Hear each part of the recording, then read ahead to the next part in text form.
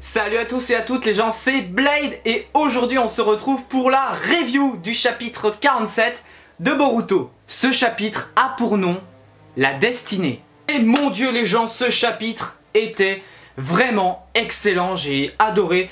Un chapitre masterclass, clairement masterclass entre révélation, explication et combat. On commence ce chapitre à la continuité du chapitre précédent où là on reprend plutôt au moment où Kashinkoji avait invoqué vous savez les flammes à base de Senjutsu.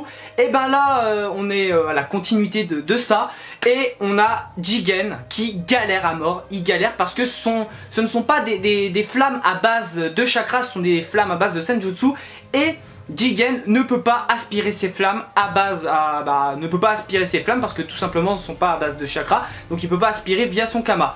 Donc on a un Jigen qui galère dans ce début de chapitre, même si il essaye d'utiliser son pouvoir, c'est-à-dire son pouvoir de rapetissir un petit peu les flammes, donc il fait un peu de son mieux pour ça, donc il essaye de rapetisser ses flammes, sauf que, Ishiki plutôt, se dit mais merde, il a plus beaucoup de chakra, son corps ne va pas tenir encore très longtemps, il est dans la merde, et jusqu'au moment où tout simplement les flammes, comme le dit un petit peu après Amado, parce qu'Amado qui dit justement Jigen est fatigué suite à son combat, il n'a pas totalement récupéré, c'est exactement le bon moment. Et même s'il utilise sa technique pour aptêcir les flammes, il ne tiendra pas longtemps, c'est pas possible. Donc on a un Jigen, donc Ishiki on va dire, qui se fait complètement brûler. Là il est brûlé de chez brûlé sans avoir réussi à réellement aspirer toutes les flammes. Parce que comme a dit Amado, c'était tout simplement impossible. On a ensuite un moment un petit peu marrant que j'ai quand même trouvé. C'était Naruto qui dit « Je trouve que sa fin est stupide, c'est donc ça ton moyen de tuer un Otsutsuki ?» Et puis tu as derrière Sasuke qui lui fait une petite réflexion « Mais non, mais c'est pas ça, mais t'es con ou quoi, espèce de crétin ?» Enfin, une petite scène qui était assez marrante dans ce chapitre, où Sasuke qui dit « Ah, espèce de crétin, t'as écouté ou quoi? C'est pas ça !» Honnêtement, ça m'a fait juste vraiment très rigoler. Sasuke qui a également fait une remarque derrière en disant qu'un Otsutsuki ne meurt pas, tant qu'il a le Kama, il peut ressusciter autant de fois qu'il veut. Et il va également faire la petite comparaison entre Kawaki et Jigen, comme quoi Ishiki a deux sources, on va dire deux moyens de revenir à la vie. Il a soit Jigen, soit Kawaki, et que si l'un ne va pas, si par exemple Jigen ça va pas, il risque de s'en prendre à Kawaki. Et c'est justement un petit peu après qu'on a Kawaki qui, on sait qu'il écoute derrière avec Boruto, Sumire et puis Katasuke. Il écoute la conversation, il a un petit peu peur et il va totalement péter un plomb et va rentrer dans la salle où se trouvent Naruto, Sasuke, Shikamaru et Amado pour s'en prendre directement à Amado, sauf que Sasuke va l'arrêter. Et d'ailleurs on a le droit derrière à des petites retrouvailles entre Amado et Kawaki où on sent clairement que c'est un petit peu tendu parce que Kawaki qui dit à Amado, qu'est-ce que tu manigances, je sens que tu manigances quelque chose. Il le soupçonne vraiment de manigancer quelque chose au vu de toutes ces révélations, ce dont Amado qui dit mais non mais je manigance rien, je vous dis tout, je suis franc, voilà, il s'innocente, il dit voilà je ne fais rien, je ne complote rien, voilà. Derrière, notre ami Amado va tout simplement expliquer son plan qui consiste à tuer un Otsutsuki, parce que rappelez-vous, à la fin du chapitre précédent, il avait clarifié qu'il avait un moyen d'éliminer un Otsutsuki, et là il va clairement nous l'expliquer pendant une assez grosse partie du chapitre. Et en fait c'est tout simplement de piéger déjà l'idée de base, et dont on sait que ça va à peu près fonctionner, parce qu'il va le dire à la fin que son idée va fonctionner, mais dans un premier temps il va expliquer ce qu'il avait vraiment l'intention de faire. Donc déjà c'est d'utiliser Kashinkoji qui combat Jigen, et dans une sorte d'optique de piéger tout simplement Jigen et de le forcer à faire revenir à la vie Ishiki Otsutsuki. Et c'était juste incroyable. C'était juste incroyable rien que d'entendre résurrection de Ishiki. Putain mais ça sent la merde, ça sent la merde. Alors Amado a une idée de base, putain, et le mec il a clairement tout prévu, putain, mais je m'étais dit en lisant le chapitre, mais le mec il a tout prévu quoi. Le mec a clairement tout prévu. Et c'est en utilisant, en le forçant à revenir à la vie, que d'ailleurs il va dire tiens Kawaki, il va dire à Kawaki, tiens Kawaki, c'est bien en fait que tu sois venu parce que regarde, il y a un truc qui va se passer, il y a un phénomène qui va se passer, et le phénomène est tout simple, il s'agit de la disparition du Kama de Kawaki. On le voit disparaître, donc il va même tomber dans les pommes après. On a la confiance, enfin c'était juste fou de voir le Kama de Kawaki disparaître, parce qu'il dit il est impossible qu'il y ait plusieurs exemplaires de Ishiki Otsutsuki. Ichiki aura beau mettre plusieurs Kama, une dizaine, une quinzaine, une vingtaine, s'il ressuscite dans un corps, en l'occurrence il va ressusciter via le corps de Jigen. D'ailleurs on a également la confirmation que le vrai Jigen est mort, ça y est, Jigen est définitivement dead, alors que, bon, voilà, il y a beau y avoir plusieurs exemples, enfin il y a beau avoir plusieurs Kama d'activer, et si Ishiki ressuscite dans un des Kama, comme je l'ai dit en l'occurrence Jigen, ben les autres Kama disparaissent, et c'est ce qui est en train de se passer avec le Kama de Kawaki qui disparaît. Voilà, donc c'était juste ultra lourd. On va également voir derrière la résurrection de Ishiki. Et donc on revient un petit peu du côté de Kashinkoji et de Ishiki pour enfin voir la nouvelle forme de Ishiki qui est revenu à la vie, et c'est juste incroyable. Donc il a une grosse corne qui du côté droit là, une grosse corne. Il a également un Byakugan dans son œil, enfin une sorte de Byakugan dans son, on sait pas trop quel œil c'est de son œil gauche. Enfin il est juste stylé, en plus les vêtements déchirés, etc. Et puis il a un œil assez bizarre, hein, un œil vraiment très bizarre qu'on n'arrive pas trop à détecter.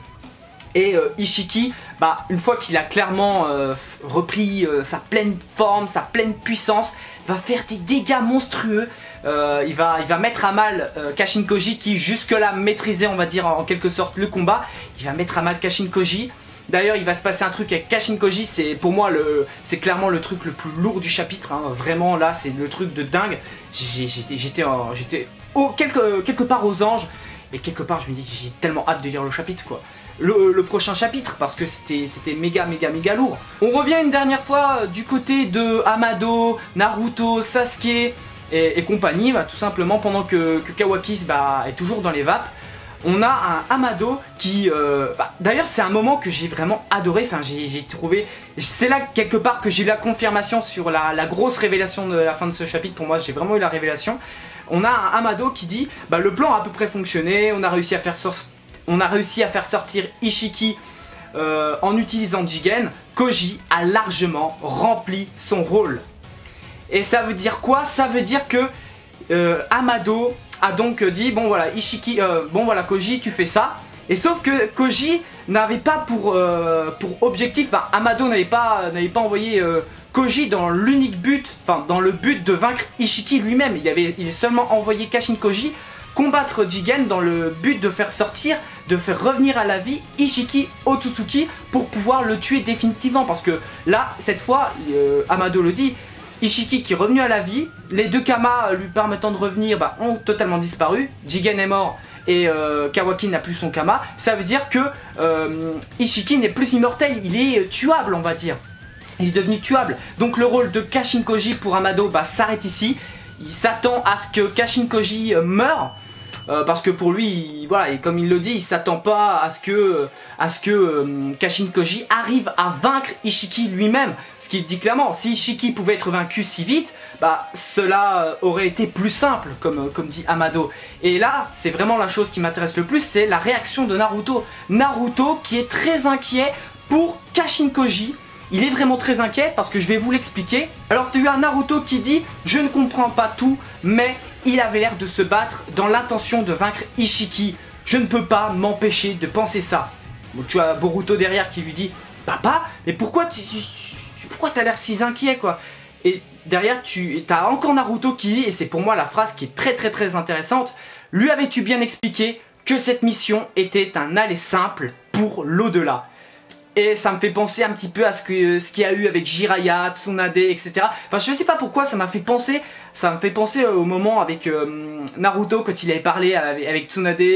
Ah, vous saviez que l'ermite Panette n'allait pas s'en sortir. Ça m'a fait vraiment penser. Rappelez-vous le moment où Naruto avait appris le décès de son sensei, de Jiraiya par Pain. Rappelez-vous de cette époque. Et c'était juste tellement excellent ce passage. Et tu as derrière en plus Amado qui confirme que Naruto est vraiment inquiet.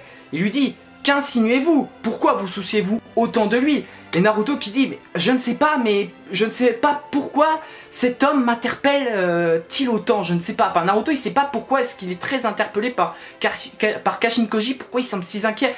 Il n'a pas trop fait pour l'instant allusion à Jiraiya, parce que pour lui Jiraiya est vraiment décédé quoi. L'histoire de Jiraiya est terminée. Et sauf que là tu as derrière tu as Ishiki qui comme je vous ai dit il est en train de prendre l'avantage sur Kashin Koji. Il rapetisse plein de petits bouts de la salle, etc. Il fait pas mal de dégâts. Et il arrive, avec son œil un peu bizarre, il arrive à détruire le masque de Kashin Koji. C'était juste mais ultra lourd. Maintenant je vais vous lire ce qu'a dit exactement Ishiki, ce dont pour moi je trouve que c'est très important et même très intéressant. Il lui dit: les gènes, les hommes ont une destinée.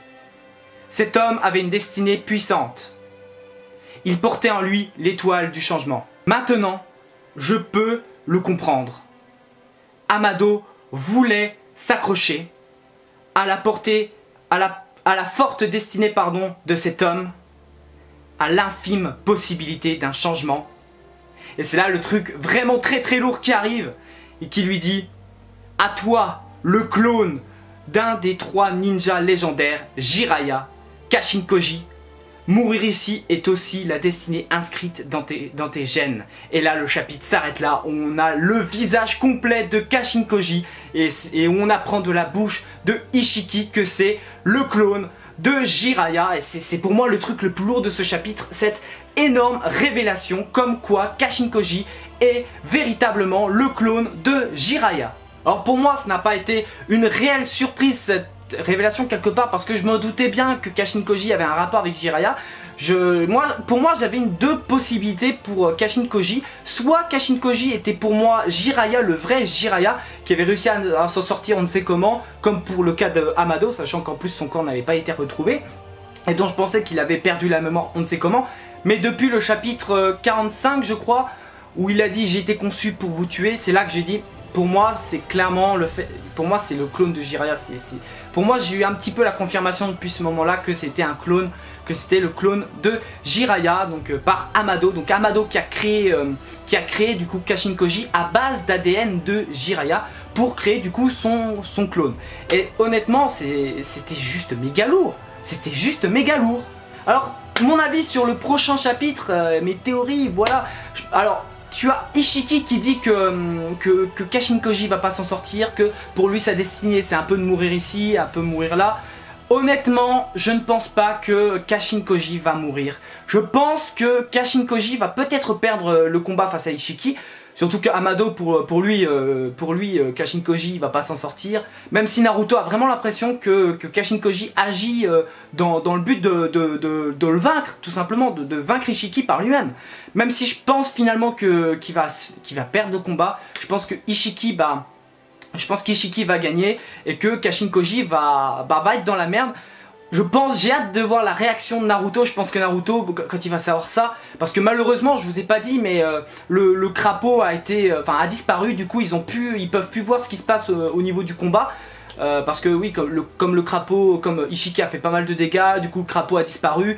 Du coup, Naruto et les autres ne peuvent plus voir ce qui se passe lors du combat Kashin Koji face à Ishiki. Surtout que Naruto, il espère que Kashin Koji va s'en sortir. Il se demande, j'espère que ça va aller pour lui. Donc moi je pense vraiment que Kashin Koji va s'en sortir donc de différentes façons. Soit il va perdre le combat, il va être dans la merde, mais Naruto va venir de lui-même le récupérer. Enfin il va y avoir un truc, pour moi il va y avoir vraiment un truc avec Naruto et Kashin Koji. Mais moi je le vois pas mourir de sitôt. Je pense que, ou alors il va gagner, mais s'il gagne ce sera un peu trop facile. Je pense que Ishiki à la limite va finir par fuir, ou alors Kashin Koji va fuir mais en utilisant un crapaud. Il va faire un petit peu comme ce qu'aurait peut-être fait Jiraiya au niveau d'infiltration, pour se casser, etc. Franchement, faudra voir ce que donnera les prochains chapitres, mais je ne pense vraiment pas que Kashin Koji va mourir dans ce combat. Pour moi, ça me paraît improbable que cet homme meure dans ce combat. Donc n'hésitez pas à me dire dans l'espace commentaire ce que vous pensez de ça. Est-ce que pour vous Kashin Koji va y passer au niveau de ce combat? Est-ce que pour vous Kashin Koji va gagner? Moi je pense pas vraiment que Kashin Koji va gagner, mais il ne va pas mourir non plus. Moi je pense également à un retour de Kaguya, je ne sais pas vous, dans les futurs chapitres, surtout que c'était son partenaire, mais ce serait énorme si on avait un combat Ishiki face à Kaguya. Ce serait vraiment excellent, vous ne trouvez pas? Bon, on verra bien ce que donnera les prochains chapitres. Je vais arrêter un petit peu de théoriser. Bon, même si la partie Kaguya c'est un petit peu... ça va être dans longtemps, on ne sait pas si elle va revenir. Mais en tout cas, je ne pense vraiment pas que Kashin Koji va mourir dans ce combat. Voilà les gens, c'est tout pour cette grosse review du chapitre 47 de Boruto. Un chapitre incroyable, un chapitre monstrueux. Pour moi, l'un des meilleurs chapitres qu'on ait eu de Boruto, en tout cas au niveau de cette année 2020. C'était juste incroyable, c'était un chapitre masterclass. J'ai hâte de voir ce que va donner la suite du combat Kashin Koji contre Ichiki. Est-ce que Naruto va apprendre au prochain chapitre? J'ai tellement envie qu'il apprenne la vérité sur Kashin Koji, que c'est un clone de Jiraiya, de son sensei, et de le voir en larmes, pleurer. Enfin, les émotions seront au rendez-vous, je pense, au niveau de ça, quand Naruto apprendra la vérité sur Koji. J'ai tellement hâte. Je pense vraiment qu'il va s'en sortir, même si il peut ne pas gagner ce combat, même si je suis plus du fait qu'il va pas gagner ce combat, mais il va pas mourir. Pour moi c'est un peu tôt pour que Kashin Koji meure, mais après n'hésitez pas à me dire si pour vous Kashin Koji va y passer, hein, encore une fois. Mais moi honnêtement je ne pense vraiment pas qu'il va y passer. Donc n'hésitez pas à me dire vos théories pour la suite dans les commentaires. N'hésitez pas également à me dire ce que vous avez pensé, enfin vraiment tout ce que vous avez envie de dire, ce que vous avez pensé du chapitre, etc. N'hésitez pas à lâcher votre plus gros like pour ce chapitre incroyable en plus et pour cette review. Ça me ferait également extrêmement plaisir. Et n'hésitez pas à partager aussi, ça fait extrêmement plaisir comme à chaque fois. Et quant à moi, je me casse et moi je te dis à bientôt pour une prochaine vidéo. Merci d'avoir regardé. Allez, Jana.